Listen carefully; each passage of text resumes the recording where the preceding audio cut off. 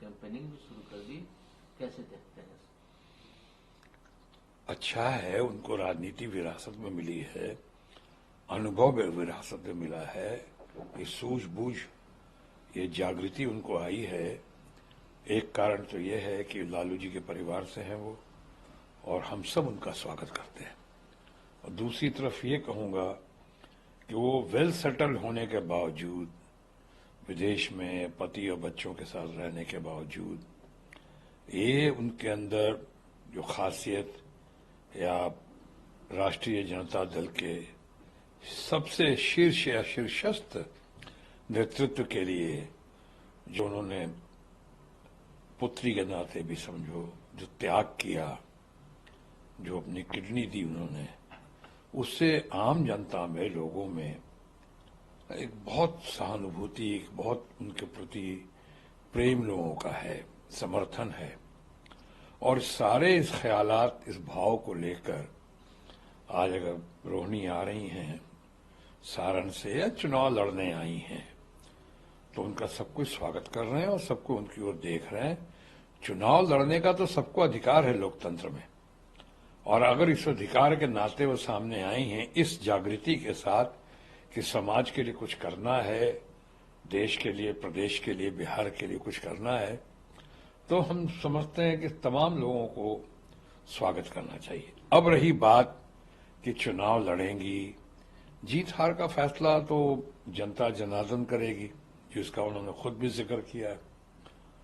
और अगर उससे ज्यादा कुछ आप जानना चाहेंगे तो मैं कह सकता हूं कि भाई ये हमारी पार्टी का मामला नहीं है, उनके पार्टी का अंदरूनी मामला है, कौन उम्मीदवार होगा, कौन उम्मीदवार है, तो हम ऐसा कह के निकल भी सकते हैं। लेकिन चूंकि ये वो परिवार है, यानी तेजस्वी यादव का परिवार है, लालू यादव जी का परिवार है, और एक पढ़ी लिखी लड़की सुख सुविधा छोड़कर राजनीति में आ रही हैं, तो हम उसके लिए उनकी हौसला अफजाई करना चाहेंगे, हम उनकी तारीफ करना चाहेंगे, हम उनका स्वागत करते हैं।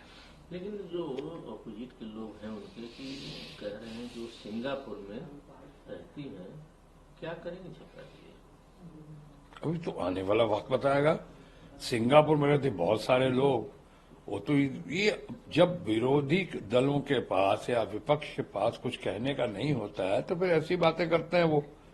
अभी आपने याद होगा कि जब मैं ही चुनाव लड़ने आया था पटना से, एक तरफ तो आप तमाम लोग सब कोई कहते रहे बिहारी बाबू बिहारी बाबू, लेकिन जब चुनाव लड़ने की हम लोगों ने ठान ली और पटना से चुनाव लड़ना था, तो सीधा शुरू हो गए थे कि अरे ये तो बाहर के हैं और ये तो पटना के हैं, आउटसाइडर है। अरे अभी मैं आसनसोल गया था, जहां रिकॉर्ड मतों से आप लोगों के आशीर्वाद से विजय हासिल हुआ, विजय प्राप्त किया, और आसनसोल की जनता जनार्दन की वजह से या ममता जी के नेतृत्व में तृणमूल कांग्रेस के भरपूर समर्थन की वजह से एक नई क्रांति वहां दिखी और एक नया जोश कि शायद मिड टर्म इलेक्शन का सबसे ज्यादा रिकॉर्ड से और रिकॉर्ड मतों से आपके अपने बिहारी बाबू, जिनको वहां बाहरी बाबू कहा गया, वो जीते।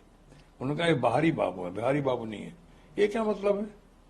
लोकतंत्र में सबको कहीं भी व्यापार करने का, व्यवसाय करने का, चुनाव लड़ने का अधिकार है। कोई भी कहीं भी जा सकता है, जियो और जीने दो के तहत अपने समाज को आगे बढ़ा सकता है, खुद को आगे बढ़ा सकता है। तो अगर इस नियत के साथ अगर वो आई हैं रोहिणी, वहां से सिंगापुर से या विदेश से आई हैं, तो मैं समझता हूं इसकी सराहना होनी चाहिए, अच्छी बात है। और क्या करेंगे, क्यों नहीं करेंगे, इसका फैसला आप अभी कैसे कर सकते हैं? आप देखिए, पढ़ी लिखी लड़की है, उनके ट्वीट्स की भी तारीफ होती है, उनकी सेवा भावना की तो खैर बहुत तारीफ होती ही है। अभी लोगों परिवार में देखा, बृहद परिवार में देखेंगे, समाज पॉजिटिव थिंकिंग का आदमी मुझ जैसा यही कहेगा और यही सोचता है। तो ये कोई बात नहीं हुई। हम बहुत बहुत शुभकामना और शुभाशीष देते हैं रोहिणी को। चर्चा में काफी है शराब घोटाला दिल्ली का। दिल्ली के मुख्यमंत्री को भी ईडी ने अरेस्ट किया और तिहाड़ जेल में है। तरह तरह की बातें हो रही है। उसे संजय सिंह को कल बेल मिल गया। करिए कि बेल मिला है, राहत नहीं मिली है। सबसे पहले अरविंद केजरीवाल को जिस तरह से डील किया गया, क्या करेंगे उसमें? देखिए ना, ये तो मुझे लगता है बहुत पहले हो जाना चाहिए था, या एक तरफ जहां हम कह सकते हैं कि सत्यमेव जयते, वहीं दूसरी तरफ ये भी कहा जा सकता है कि वहां देर है मगर अंधेर नहीं है। 6 महीने जेल में रहने के बाद ना मनी ट्रेल, ना कोई सबूत मिला। ये तो साफ दिखता था प्रथम दृष्टिया में ही, या प्रथम दिन से ही ये साफ दिख रहा था कि राजनीतिक बदले की भावना से संजय सिंह पे चाहे बाकी लोगों पे ये कार्रवाई की गई है। अब आप बताइए, ये पीएमएलए जो के अंदर जो कानून आ गया 45 कि साहब कोई आपको कह दे, आप मुझे कह दें कि 50 करोड़ दिया है तो लीजिए मैं गिरफ्तार हो गया, और गिरफ्तार करके और अब मुझे साबित करना है कि मैं दोषी नहीं हूं, क्योंकि आपने कह दिया हमने 50 करोड़ लिया है तो हम तो दोषी हो गए, हमें सब पीएमएल 45 के तहत, और हमें साबित करना है। तकाजा कानून का, इंसाफ का तकाजा है कि man is innocent till proven guilty. एक आदमी निर्दोष होता है जब तक उसको गुनाहगार साबित ना किया जा सके। यहां उल्टा है, इस पे पुनर्विचार होना चाहिए। बिल्कुल, सब सुप्रीम कोर्ट के इस फैसले से हम सब सुप्रीम कोर्ट का बहुत आदर करते हैं, सर्वोच्च न्यायालय है देश का, बहुत ही उसकी कदर करते हैं। अब आज इन्होंने कहा है, संजय, हम तो पहले से ही मानते थे और जानते थे कि संजय सिंह निर्दोष हैं। संजय सिंह चूंकि बहुत ही क्रांतिकारी नेता हैं, संजय सिंह को कई बार देखता हूं, सुनता हूं, तो मैं उनको कह भी चुका हूं, पहले और जगह भी कह चुका हूं कि मुझे लगता है उनको देखने के बाद कई बार मुझे वो भारत के भूतपूर्व और अभूतपूर्व प्रधानमंत्री स्वर्गीय चंद्रशेखर जी की याद दिलाते हैं। वो दमखम, वो साफ गोई, वो कन्विक्शन, वो कॉन्फिडेंस चंद्रशेखर जी में जो था, उसकी बहुत झलक दिखाई पड़ती है संजय सिंह में। तो मुझे ये भी लगता था बाकी लोगों की तरह कि ये सरकार या रूलिंग पार्टी के आंखों में ये कांटा बन चुका है, इनको उठाया जाएगा जरूर। बहाने के साथ उठाया गया, कोई दम नहीं था, कोई सबूत नहीं, कोई केस नहीं, और उठा लिया गया। सुप्रीम कोर्ट ने ना सिर्फ थप्पड़ लगाया है सरकारी एजेंसीज को, बल्कि एक आईना भी दिखाया है समाज के उन लोगों को जो बदले की भावना से ऐसी हरकत करते हैं। संजय सिंह का किया, हम तो, मुझे पूर्ण विश्वास है कि संजय सिंह के साथ साथ जैसे अभी केजरीवाल साहब के साथ किया गया है, देश के चंद कद्दावर नेताओं में से एक, जिनकी अपनी छवि इतनी अच्छी है देश विदेशों में कि आज अमेरिका से लेके, जर्मनी से लेके, यूनाइटेड नेशंस तक,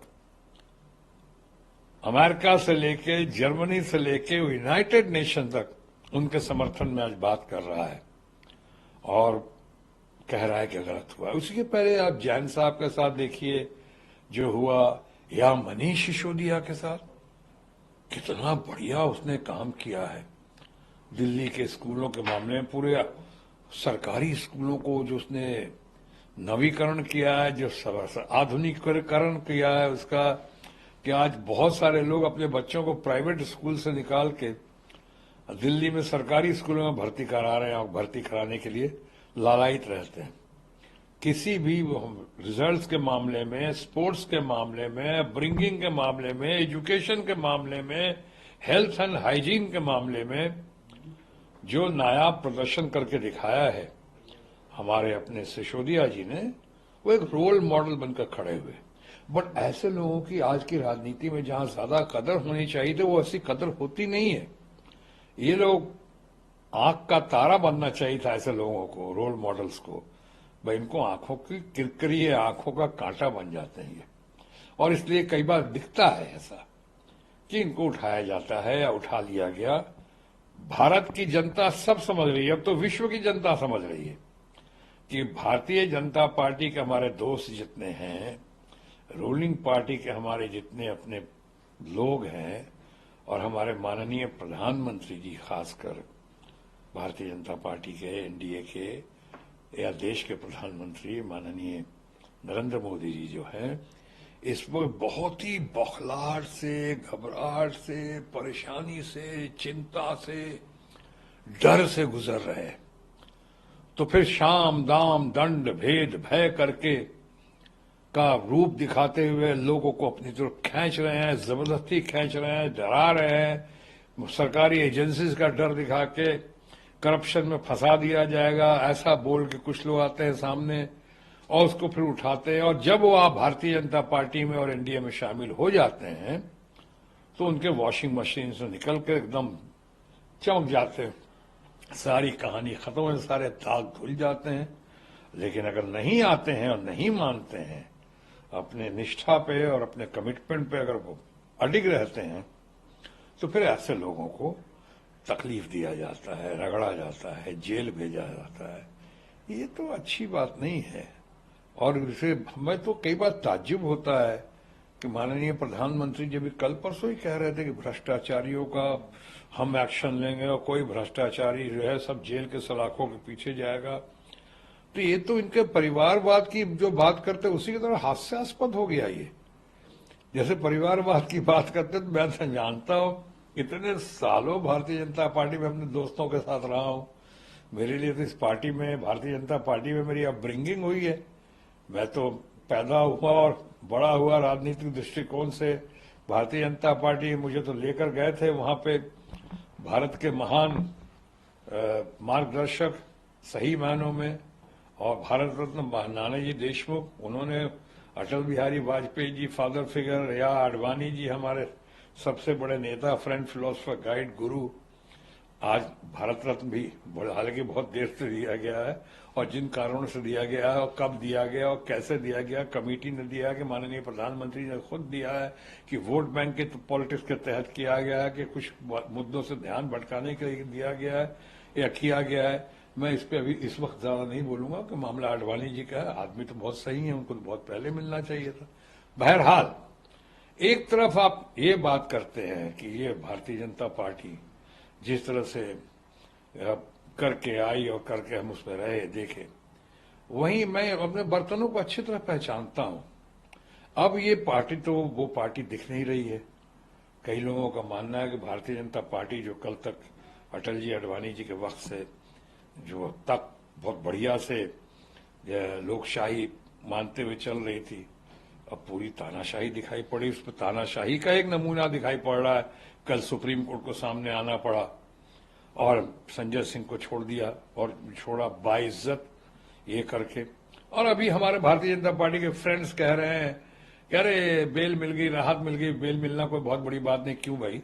कल तक तो आप ही कह रहे थे कि बेल क्यों नहीं मिल रहा है, बेल नहीं मिल रहा है, इनको बेल नहीं मिलेगा, बेल मिलेगा तो बात कीजिएगा। बेल तो मिलना ही नहीं, और आज बेल मिल गया तो बेल मिल गया तो कौन सी बड़ी बात है? बहुत बड़ी बात है। देश की जनता को और वोटर्स को संदेश गया है कि आप जुल्म और ज्यादती बहुत कर रहे हैं, इस तरह आप से लोगों को उठा रहे हैं। लोकतंत्र है, सबको बोलने का अधिकार है, सबको टीका टिप्पणी करने का अधिकार है, सबको एक दूसरे से अपनी राय रखने का, एक दूसरों पर अपनी राय रखने का अधिकार है। और उस पर आप इस तरह से करना, आप उनकी राय से सहमत नहीं, यानी आपसे जो सहमत है, चाहे भले कितना भी क्राइम किया हो, घोटाले किया, वो तो वॉशिंग मशीन में धुल जाएगा और एकदम बेदाग होकर सामने आ जाएगा। मैं नाम नहीं लेना चाह रहा, ऐसे बहुत सारे हैं। आज के इंडियन एक्सप्रेस में आया है कि 25 बड़े नेताओं में से जो वॉशिंग मशीन से धुल के गए, उसमें से करीब 23 नेताओं पे एकदम दाग मिट चुका है, मिटा दिया गया है। या तो बस ठंडे बस्ते में केसेस डाल दिए गए, या केसेस कुछ क्लोज कर दिए गए, बंद कर दिए गए, या बंद करने की कोशिश हो रही है। तो ये अब पब्लिक समझ गई है लोग। इसलिए मैं कह रहा था कि बहुत ही डेस्परेशन में, घबराहट में, बौखलाहट में है, तरह तरह की बातें कर रहे हैं। कोई मुद्दों पे आते हैं सामने आज 400 पार से पीछे नहीं हट रहा है। मैं वही, ये भी बौखलाहट का, फ्रस्ट्रेशन का एक नमूना है। कितना ओवर कॉन्फिडेंस हो गया है क्या आपको? नेता ने तो बोल दिया 200 नहीं पार कर पाएंगे वो लोग। मैं उनसे भी सहमत नहीं हूं। नेता ने अगर कह दिया है कि भारतीय जनता पार्टी 200 ये 400 सीट का जो दावा कर रही है पार्टी, कहां से ईवीएम पे इतना भरोसा है क्या उनको कि अभी से 400 गिनती कर रहे हैं, पैमाना नाप लिया कि ये 400 सीटें कहां से लाओगे, खरीद के लाओगे? तमिलनाडु से पूरा साउथ से कितनी सीटें आएंगी? 0। यहां से कितनी आएंगी? बिहार बंगाल से स्वीप करेंगे लोग अपोजिशन। 40 बोल रहे हैं बिहार से 40। अरे वो तो कहेंगे, ये तो अपने मोराल बूस्ट करने के लिए बोल रहे हैं, अपनी खामियों को दबाने के लिए बोल रहे हैं, कि ताकि मुद्दों से ध्यान भटकाने के लिए बोल रहे हैं। 400 हम अपने नेता से भी संपूर्ण सम्मान के साथ कह रहा हूं, उतना सहमत नहीं हूं, हालांकि मैं उनसे हमेशा सहमत रहता हूं। इस मामले में अपनी राय रख सकता हूं कि 200 सीट भारतीय जनता पार्टी को दूर की कौड़ी साबित होगी। 150 और 125 से ज्यादा लेकर नहीं आने वाले। ये 150 से 125 सीट भी अगर उनको आ गए तो समझिए बहुत भाग्यशाली होंगे या सौभाग्यशाली होंगे भारतीय जनता पार्टी या एनडीए के फ्रेंड्स हमारे। ऐसा नहीं होने वाला है। अभी तो रैली हुई दिल्ली में, इस पे ये बातें कही जा रही हैं कि जो लोग रैली में शामिल हुए, इन लोग को डेमोक्रेसी से कोई मतलब नहीं थे, लोग करप्शन को, जो करप्ट लोग उनको केवल बचाने के लिए लोग एक साथ आ गए हैं। आपकी रैली में जो लोग शामिल होते हैं, जिनको शामिल किया जाता है बसों में भर भर के, एक एक रैली पर करोड़ों रुपए खर्च किए जाते हैं जैसा लोग कहते हैं, और वो आते हैं आपको सुनने के लिए। जब उसके बावजूद भरते हैं तो भी कुर्सियां खाली रहती हैं आपकी। अब आप खुद ही देख लिए चारों तरफ। हमसे कई लोग पूछते थे कि आपका प्रधानमंत्री कैंडिडेट कौन है। पहली बात तो जरूरत क्या है पूछने के, तय हो जाएगा। 2004 में कौन से प्रधानमंत्री कैंडिडेट थे हमारे, लेकिन मनमोहन सिंह जी बहुत काबिल प्रधानमंत्री बनकर सामने आए। तो ये तो कहने की बात है। इन्होंने अपने ही अभी कई जगह प्रदेश के चुनाव थे, प्रधानमंत्री इन्होंने घोषणा नहीं की थी, लेकिन उसके बाद लोग आए, पता नहीं अब कौन से, उनको मुख्यमंत्री की घोषणा नहीं की थी, पता नहीं कौन आए सामने, और जो आए भी अब कौन जानता है कौन नहीं जानता है, उस पर ये बात नहीं करनी। हमें ये कहना है कि ये जो कहते हैं कि इतना ज्यादा भीड़ जो है वो सुनने देखने आती है, चाहे सुनने नहीं या डेमोक्रेसी में विश्वास नहीं करती है, ये भीड़ जो है वोट में तब्दील होगी तब तो। अरे ये तो बात आपके बारे में भी कहा जा रहा था कि धन शक्ति का दुरुपयोग करके एक एक जगह जो आप भीड़ इकट्ठा करवाते हैं, स्वतः तो कोई आता नहीं है, बुलवाया जाता है। तो क्या वो डेमोक्रेसी में बिलीव करते हैं? क्या वो वोट देंगे आपको? और एक और गलतफहमी दूर कर दो, जो कहते हैं कि वोट दिया हम तो जीत गए। आप 7 चुनाव हुआ, 7 चुनाव में 3 में आप हार गए, 3 में आप जीते हैं, छत्तीसगढ़ में, मध्य प्रदेश में और राजस्थान में। हालांकि इनमें भी कुल वोटर्स की संख्या जो थी, सपोर्टर्स की संख्या जो थी भारतीय जनता पार्टी के की कम थी। 10 लाख से ज्यादा लोग कांग्रेस अपोजिशन को उन्होंने समर्थन दिया। लेकिन ये भूल जा रहे हैं बहुत कन्वीनियंटली कि इसके पहले 4 इलेक्शन जो है हारे थे, जिसमें कर्नाटका था, हिमाचल था और एक इलेक्शन और था, और एक आप ना भूलें ये जो दिल्ली का केजरीवाल का इलेक्शन था वो हुआ, और एक जो हमने कहा, और एक अभी चंडीगढ़ का जो इलेक्शन, फिर Supreme Court, thanks to Supreme Court ने वो दूध का दूध और पानी का पानी करके जिताया आपको। तो ये जो गोदी मीडिया का कमाल चल रहा है, चाहे जिस तरह से प्रचार करवाया जा रहा है, हमारे माननीय प्रधानमंत्री कम दिख रहे हैं, अभी प्रचार मंत्री ज्यादा दिख रहे हैं, प्रोपेगेंडा चल रहा है, तो हो रहा है, चारों तरफ चलने दीजिए, कोई बात नहीं है। हकीकत कुछ और है, सच्चाई कुछ और है। जो लोग आते हैं, खासकर ऑपोजिशन को जो लोग सुनने आते हैं, वो लोग बहुत गहराई से सारी पैनी नजर से देख रहे हैं सब कुछ, और वो उनका अच्छा वोट पे भी है, अच्छा सपोर्ट बिहार भी आ रहे हैं, बंगाल भी जाएंगे। वही देखिए ना, बंगाल जाने का तो कोई फायदा नहीं है। वहां तो ममता जी तो इस बार, पिछली बार और इस बार जो और उनका अपमान और कर देते हैं। पिछली बार दीदी का इतना अपमानजनक तरीके से पेश किया था कि वहां की जनता ने ना सिर्फ उनको जवाब दिया, बल्कि बाई इलेक्शंस में भी, उसके बाद सारे इलेक्शंस में भी बहुत जबरदस्त जवाब दिया उनको वहां। और इस बार फिर जाके जिस तरह से आप एक, हालांकि निंदनीय था, जघन्य था जो हुआ संदेश काली में, अगर जो हुआ तो वाकई निंदनीय और जघन्य था। तो उस पे तो आपने इस्तीफा मांग लिया, उस पे तो सारा इल्जाम आपने मैडम पे लगा दिया, मैम पे, ये ममता जी पे। और आप जब हाथरस का होता है और कठुआ का होता है और कानपुर में लड़कियां सुसाइड करती हैं, तो उस पे तो आप किसी में नहीं बोलते हो कुछ, उस पे तो किसी का इस्तीफा नहीं मांगते हो। यानी what is right for Peter should be right for Paul. अगर यहाँ पे अगर इल्जाम देना चाहते हैं, मढ़ना चाहते हैं आप मुख्यमंत्री पे बंगाल में, तो फिर बाकी जगह किस में मढ़ेंगे आप? प्रधानमंत्री पे, गृह मंत्री में, या वहां के मुख्यमंत्री पे? मैं नहीं कह रहा हूं, मैं तो सब सामने बातें रख रहा हूं। तो ये सब बातें लोग समझते हैं, और जिस तरह से उन्होंने बदनाम करने की कोशिश की है, अपमान करने की कोशिश की है, तो मैं समझता हूं कि एकदम पॉलिटिकली बहुत ही बढ़िया फील्ड बन गया है ये यहाँ पे ममता जी का और टीएमसी का। स्वीप करेगी इस बार, स्वीप। अच्छा, आपके मन में कभी ये डर आता है कि आप भी भाजपा के खिलाफ बोलते हैं, कुछ आप पर भी नहीं चल रहा है? नहीं, मैं तो इश्यूज पे बात करता हूँ, कभी खिलाफ नहीं बोलता हूँ। मैं तो जनहित में बात करता हूँ, देश में बात करता हूँ, और मेरा अपना दामन तो मुझे लगता है अभी तो ठीक ही है, मेरे उस पर कोई दाग तो है नहीं। आज तक प्रभु की ऐसी मनोकंपा है, अल्लाह ताला का फजल है, वाहे गुरु का आशीर्वाद है कि आज तक मेरे ऊपर कभी किसी किस्म का कोई इल्जाम या आरोप नहीं लगा है, और मैं समझता हूँ शायद लगेगा भी नहीं। तो ये जो है इसलिए मैं कह सकता हूँ, जब मैं कुछ मांग नहीं रहा हूँ, मैंने कहा तक कोई फेवर नहीं लिया है सरकार से, आंखों में आंखें डाल के कह सकता हूँ, जब आज तक कोई फेवर नहीं लिया है, कुछ मांगा नहीं है, तो डरना क्यों सच कहने में? मैं लोकतंत्र के दायरे के अंदर हूँ, मैं लोकतंत्र के दायरे के बाहर थोड़ी हूँ।